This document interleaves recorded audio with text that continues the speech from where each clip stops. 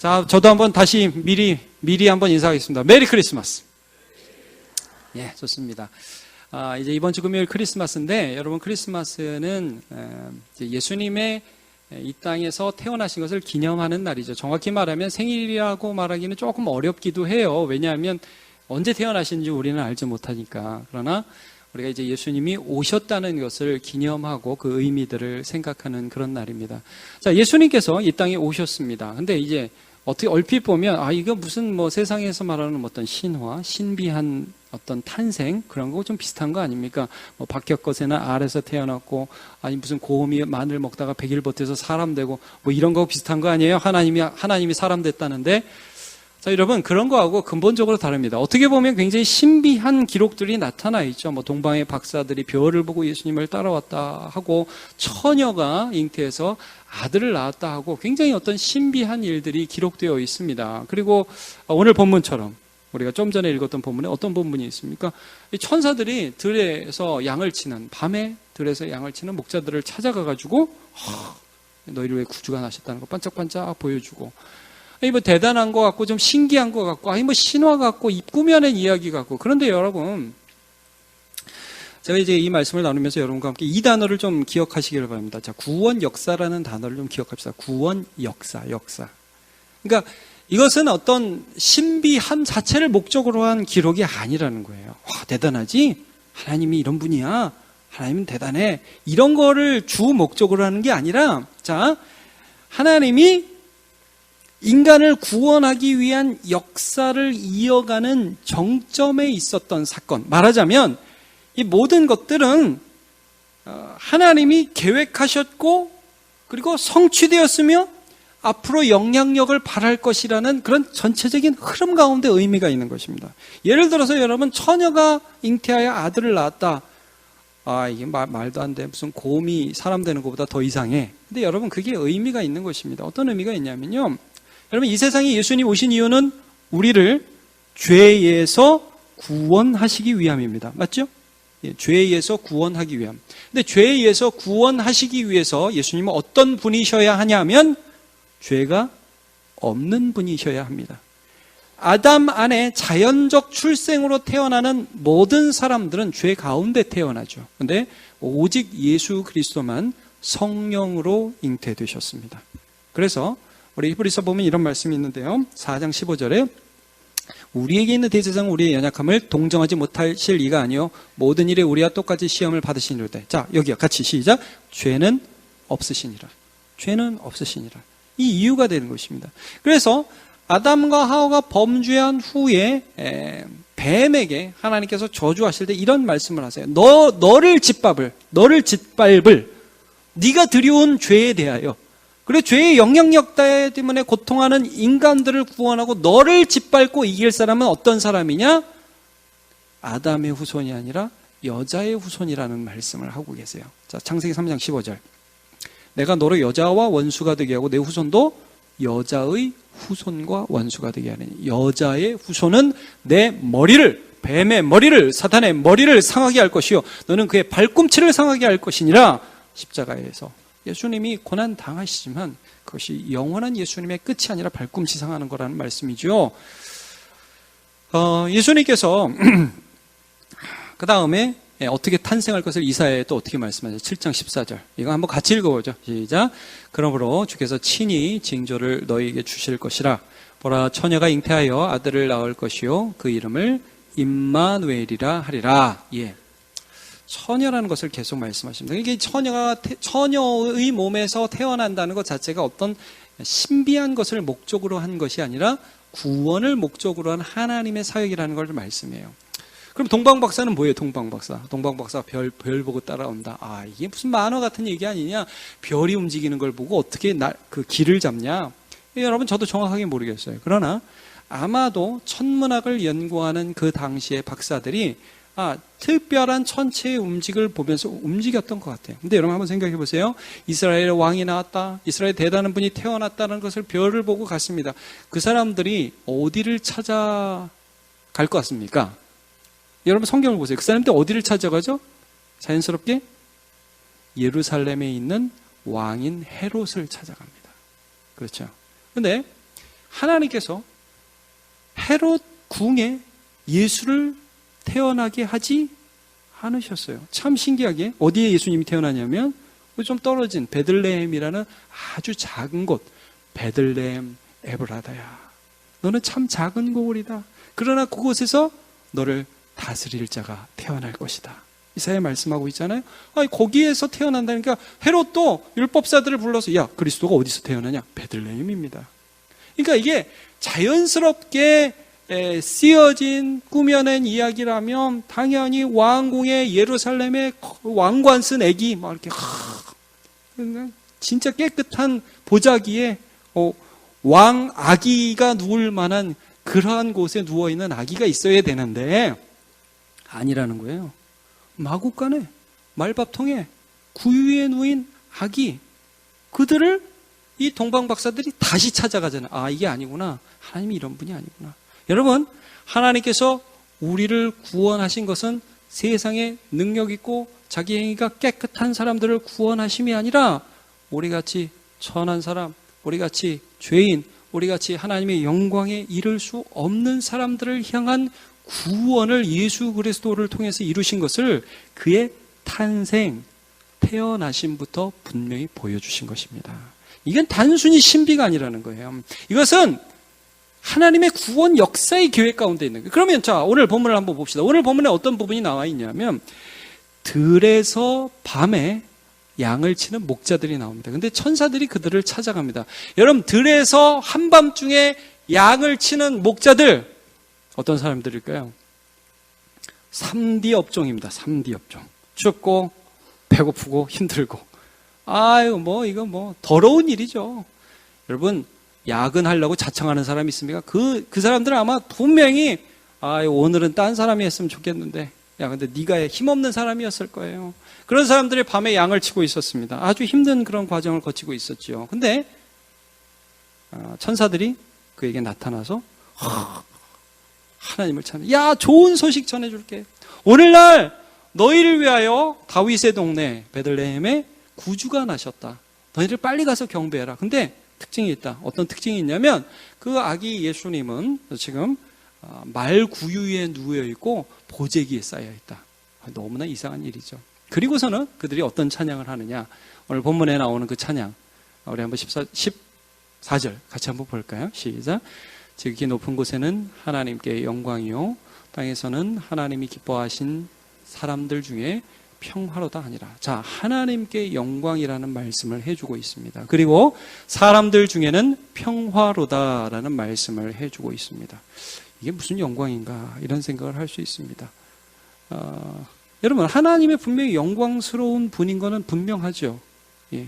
하나님은 정말 영광스러운 분입니다. 그의 능력, 그의 힘, 이 세상을 창조하지 않아도 되는 분이에요. 우리를 만들지 않아도 되는 분이에요. 그냥 그분 자체가 영광이에요. 근데 이 땅에 예수님이 오셨다는 것 자체가 굉장히 영광스러운 일이라고, 또 다른 영광에 대한 더 깊은 영광에 대해서 설명을 해주고 있어요. 뭐냐면 굉장히 높은 분이 자기의 영광을 떵떵거리면서 그 보좌에서 나 높아, 굉장해. 여러분, 우리가 아는 어떤 사장님이 그 사장님 집무실에서 딱 폼 잡고 각 잡고 멋진 책상에 멋진 의자 위에 앉아가지고 집무를 딱 보고 있으면 멋있죠. 영광스럽죠. 근데 여러분, 이건 뭐냐면 그 사장님이 만약에 가장 낮은 사원의 자리에 가서 그 사원과 함께 격려하면서 대화하고 있다면 여러분, 이건 또 다른 영광이죠. 제가 지난주에 저희 제자반 한 청년이 그런 얘기를 하더라고요. 제자반 그 단톡방에 사장님이 보내준 어떤 그 이모티콘을 보여주는데 사장님이 아메리카노 커피 살 수 있는 무료 쿠폰을 자기한테 보내줬더라고요. 그걸 막 얼마나 자랑을 하면서 거기다 자기가 쓴 댓글까지 같이 보여줘요. 사장님, 열심히 일하겠습니다. 그러더니 그 밑에 또 뭐라고 썼냐면 열심히 일해야 할 이유가 생겼다. 그렇게 썼더라고요. 그래서 제가 마음으로 사실 주님이 목숨을 주셨는데 이놈의 자식이 커피 한 잔에 충성을 맹세하다니. 근데 여러분, 이 영광이 뭡니까? 하나님이신 하나님의 아들이잖아요. 예수님이 하나님이신 하나님의 아들이 마국간으로 오셨고 또 그 소식을 전하는데 세상의 왕들과 권세 있는 자들과 돈 많은 자들을 찾아가실 수도 있지만 참 재미있게도 밤에 들에서 양을 치는 목자들을 찾아갔다는 말씀이에요. 그분이 누구냐는 거예요. 그들을 찾아가신 분이 누구냐는 거예요. 우리가 오늘 좀 이걸 알아야 돼. 자, 이 땅에 예수님 오셨다. 할렐루야, 좋다. 그 다음에 크리스마스 때 놀자! 이게 아니라 과연 우리를 찾아오신 분이 누구냐 하는 것을 우리가 기억해야 되겠습니다. 여러분, 갈라디아서 4장 4절에 이 말씀이 있습니다. 때가 참에 하나님이 그 아들을 보내사 여자에게서 나게 하시고 율법 아래에 나게 하신 것을. 자, 때가 찼다는 것은 어떤 말씀이냐면 우리 인간들이요, 살아가면서 인간의 역사 속에서 사람이 죄인이라는 것이 증명되었을 때 이런 말입니다. 여러분, 사람이 선해요? 우리 착하게 살 수 있을 것 같죠? 제가 가끔 사람들과 얘기하면 사람들이 그런 말을 많이 해요. 성도들이, 목사님, 제가 이제부터는 주님 뜻대로 살겠습니다. 이제부터는 하나님의 뜻을 이루면서 살겠습니다. 다시 이런 죄를 범하지 않겠습니다. 목사님, 이제는 정말 주님 뜻대로 살게요. 그러면 한 이틀 가나요? 그럼 3일 가나요? 그리고 또 죄를 지어야 안 지어요? 여러분, 인간의 역사상 꽤 괜찮은 사람이 정권을 잡고 꽤 선한 사람이 참 잘하는 것 같이 살아가는 시대가 있었지만 그 정권의 끝과 그 사람의 결말이 아름답게 끝난 적이 있습니까? 죄악으로 점철되고 인간이 얼마나 악한지를 증명하는 결과를 나타냈지요. 그런데 그게 때가 참입니다. 인간이 아담과 하와의 범죄, 그 다음에 이어서 소돔과 고모라, 바벨탑, 별의별 일들을 다 겪으면서 죄악의 일을 저지르고 헬라 제국, 로마 제국, 모든 것들이 악한 인간성을 드러냈을 때 하나님이 누구를 보내셨냐? 그의 아들을 보내셨다. 그의 아들을 보내셔서 여자에게서 나게 하셨다. 이게 하나님의 영광입니다, 여러분. 자, 여러분, 예수님께서 이 땅에 오셔서 사람들과 이렇게 논쟁을 할 때 굉장히 무시를 당했어요. 왜냐하면 예수님이 태어나기는 베들레헴에서 태어나고 자라기는 어디서 자라나셨냐면 나사렛이라는 곳에서 자라나셨어요. 나사렛은 그 당시 이스라엘의 시골 촌구석입니다. 그 중간에 사마리아라는 땅이 있었는데 이 북쪽 지역을 굉장히 무시했어요. 그래서 나사렛 촌구석에서 온 사람, 그리고 그 동네 사람도 너 내가 안다, 그죠? 요셉 아들 아니냐, 마리아 아들 아니냐, 내가 너는 안 돼, 무슨 네가 선지자고 무슨 네가 하나님의 아들이냐, 무시했단 말이에요. 그러면서 예루살렘에 예수님께서 올라오셔서 여러 말씀을 증거하는데 사람들이 막 뭐라고, 야 네가 뭔데, 뭐 널 믿으라고 하고, 네가 뭔데 도대체 하나님의 아들이라고 하냐, 너 아브라함보다 크냐? 이렇게 질문했어요. 그랬더니 예수님이 뭐라고 대답했냐면, 자, 한번 그 요한복음 5장 8장 58절 보면요, 예수께서 이르시되 진실로 진실로 너희에게 이르노니 아브라함이 나기 전부터 내가 있느니라. 자, 여러분, 이 구절 중요하다고 제가 전에 한번 말씀드렸습니다. 내가 있었느니라? 아닙니다. 내가 있느니라. I am입니다. 이게 무슨 말씀이냐면요, 지난주에도 제가 이제 그 모세에게 하나님께서 말씀으로 자신의 하나님의 이름을 알려주신 부분을 나눌 때에 나는 스스로 있는 자니라, 기억나십니까? 나는 스스로 있는 자니라 예의에 아시아르 예의에, 이게 뭐냐면 I am who I am인데 나는 있다 이거죠. 존재 근원으로 있다. 예수님이 아브라함이 나기 전부터 있느니라는 이 말씀은 정확하게 그 말씀입니다. 나는 아브라함이 나기 전에 언제 한순간에 있었다가 아니라 나는 아브라함이 있기 전 그 모든 시간 속에서 계속 있어 왔다에 있어 왔다. 처음도 없고 끝도 없고 존재를 하게 하는 그분이 이 땅에 시간 속에 내려오셨다는 거예요. 여러분, 이게 우리가 너무 대단해서 잘 이해가 안 갑니다. 왜냐하면 자, 시간과 공간을 초월하는 분이 시간과 공간으로 오셔서 사람의 대표가 되어서, 예? 그래서 사람들과 대화하셨어요. 여러분,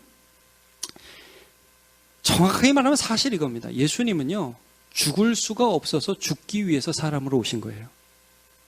그렇죠? 예수님은 하나님이셔서 죽을 수 없어요.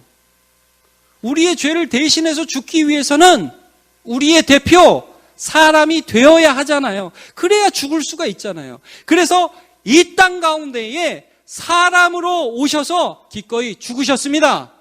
그래서 그 시작이 마구간에 말구유에 들에서 양을 치는 천해 보이는, 여기서 여러분 천해 보이는 이 사람들은 무슨 뜻이냐 하면 이런 사람까지 구원하실 수 있는 구원자로 오셨다는 말씀이에요. 예, 여러분 여기에 영광이 있습니다. 누가복음 15장에 보면 탕자가 나오죠. 아버지의 가산을 미리 달라고 그래서 외국에 가서 허랑방탕하게 쓴 탕자가 나옵니다. 탕자가 나중에 허랑방탕하게 써서 폐가 망신해가지고 돼지 죽을 먹다가, 야, 이게 우리 아버지 집에 종들도 이거보다 더 잘 먹는데 돌아가야지 하고 결심하고 돌아가는데, 내가 무슨 아들이냐, 종이나 되면 종으로라도 받아주면 좋겠다. 아버지가요, 그 아들을 멀리서 봅니다. 근데 여러분, 그 아버지가 성경에서 나오는 그 배경으로 보면 꽤 돈도 많은 것 같고 꽤 잘 사는 것 같고 그렇죠. 아들이 오는데, 저놈의 자식 저거 내가 죽지도 않았는데 내 돈을 가지고 도망가서 지금 망해서 오는구나. 야, 저 나가라고 그래. 문 앞에도 들어오지 못하게 해. 그렇게 해도 아무런 할 말이 없어요. 근데 들어오게 하죠. 들어올게 하는 정도가 아니라 뛰어가죠. 자, 여러분, 그 노인 충분히 모든 것이 있고 내려치고 버려도 되는데 뛰어가가지고 안고 뽀뽀하고, 그리고 옷 다 벗기고 신발 새고 반지 새고, 야, 잔치하자. 이 아버지, 영광스러운 아버지 아닙니까? 여러분, 우리가 믿는 하나님의 영광이 어디 있습니까? 죽지 않으셔도 되고 우리를 위해서 사랑하지 않으셔도 되는데, 우리를 사랑하신 그 하나님의 사랑이 하나님의 영광입니다. 하나님이 세상을 이처럼 사랑하사. 이 한 줄의 단어가 얼마나 큰 의미가 있는지 모릅니다. 하나님이 세상을 이처럼 사랑하사. 여러분, 저도 핸드폰이 이렇게 있는데요. 핸드폰 한 2년, 3년 쓰고 이리저리 고장나면 여러분 고쳐 쓰는 게 편합니까? 갈아 쓰는 게 편합니까? 어떻게 쓰십니까? 저도 가끔 고장나면 가면요. 그 직원이 그래요. 서비스 센터 직원이 어떤 때는 고쳐주고요. 어떤 때는요. 고객님, 하나 새로 사시죠. 이거 수리비가 더 나옵니다. 그럽니다. 자, 여러분, 하나님이 우리를 고쳐 쓰는 게 편할까요? 갈아치우는 게 편할까요? 제가 아무리 생각해도요, 갈아치우는 게 훨씬 편할 것 같아요. 고쳐 쓰는 것보다. 아니, 저 고치려고 여태까지 하나님이 고생하신 거 제가 예수 그리스도에서 오셔서 그의 영으로 우리에게 임재하시고, 또 우리가 살아가는 순간순간마다 잘못 많이 하잖아요. 반복적인 죄를 짓잖아요. 근데 여러분, 하나님이요, 사실 그 고생을 하시겠다는 사랑의 결심들을 창세전부터 하신 거예요. 그리고 그 절정이 예수 그리스도의 오심으로 나타난 것입니다. 여러분, 아담과 하와가 그 선악을 알게 하는 나무 실과를 따먹죠. 벌을 받습니다. 자, 한번 물어볼게요. 아담과 하와가 구원 받았을까요? 구원 못 받았을까요? 헷갈리죠? 많은 신학자들이 아마 구원 받았을 거라고 추측을 해요. 아니, 죄를 지었는데 어떻게 구원 받죠? 여러분, 거기에 대한 힌트를 얻을 수 있는 게 창세기 3장 몇 절이죠, 거기요? 21절. 자, 하나님께서 범죄한 아담과 하와에게 이런 일을 하십니다. 같이 한번 읽어볼게요. 시작. 여호와 하나님이 아담과 그의 아내를 위하여 가죽옷을 지어 입히시니라. 아담과 하와는 원래 범죄한 다음에 내가 하나님이 원하시지 않는 일을 했어, 죄를 지었어. 그리고 뭘 입었어요? 나뭇잎으로 옷을 가려 입거든요. 근데 하나님이 너 이 녀석 하면서 벌을 주긴 하세요. 벌을 주긴 하시는데 그 다음에 가죽옷을 지어 입혀요. 여러분, 신약에서 볼게요. 우리는 무엇으로 옷 입지요? 혹시 기억나십니까? 우리는 주 예수 그리스도로 옷 입습니다. 여러분, 가죽 옷이라는 것은 어떠한 재물이, 희생이 죽어서 하나님께 드려졌다는 얘기죠.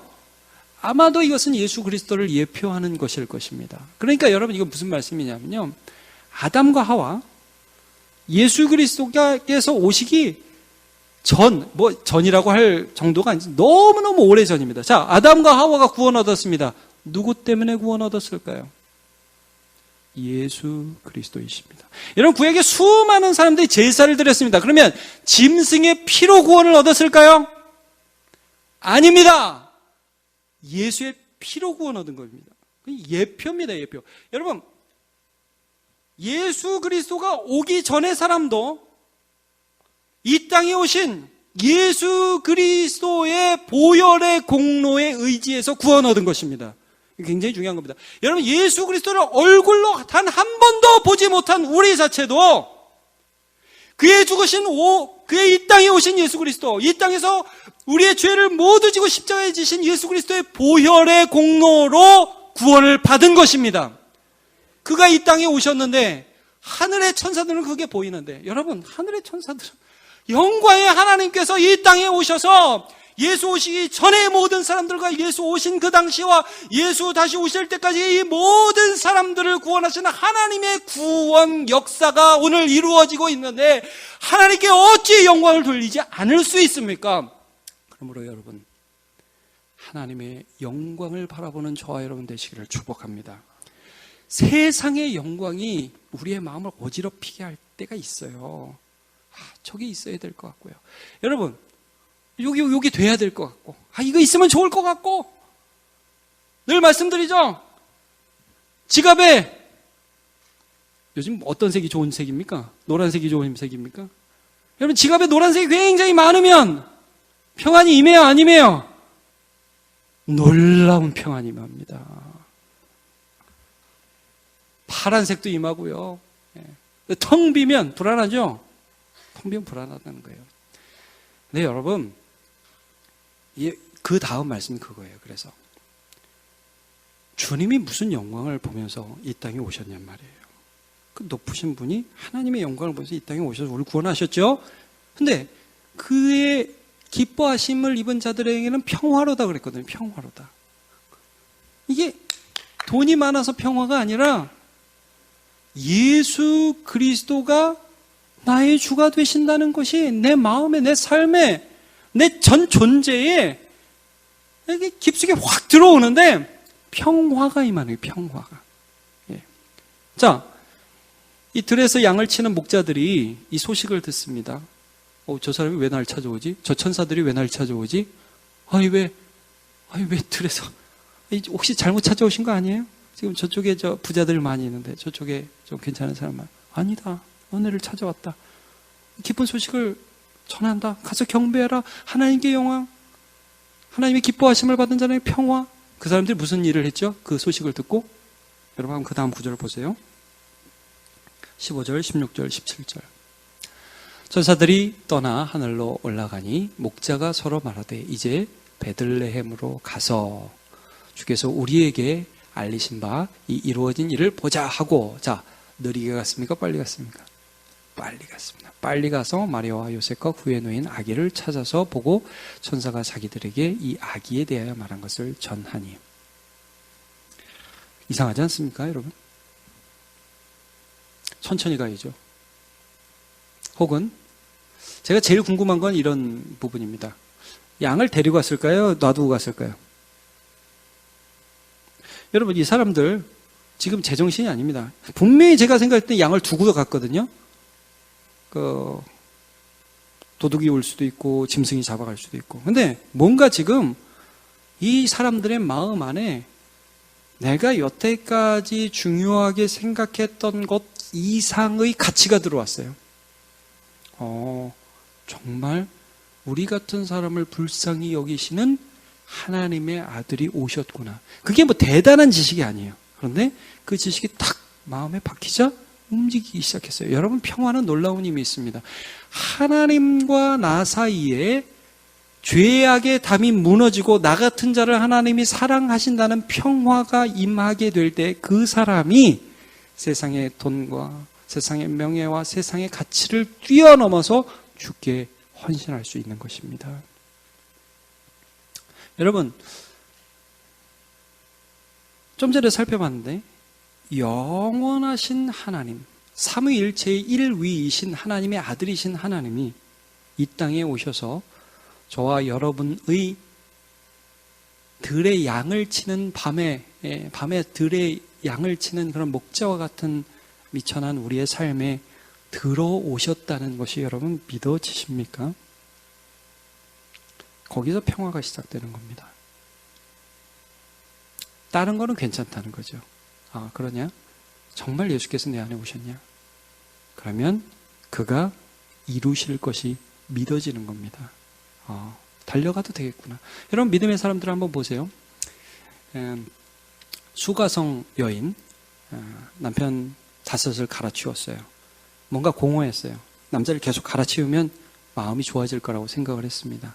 그런데 실제로 갈아치고 나니까 사람들이 욕하기 시작하고 자기는 더 공허하고 사람들을 만나기 시작하니까 대낮에 물 들어가는 그런 여인이 한 명 있었습니다. 근데 예수님을 만나죠. 예수님이 내가 메시아고 내가 너를 위해 왔다는 것을 알려주십니다. 그 여인이 그 예수님을 만나고 어떤 일을 하느냐. 요한복음 4장 28절, 여자가 물동이를 어떻게 하고요? 버려두고 마음에 새로운 가치, 예수님이 들어오니까 평안이 임해요. 이거 있어도 되고 없어도 되는 게 됩니다. 동네로 들어가서 사람들에게 이르되 이 내가 만난 그분이 예수 그리스도가 아니냐라고 전파하기 시작합니다. 자, 베드로,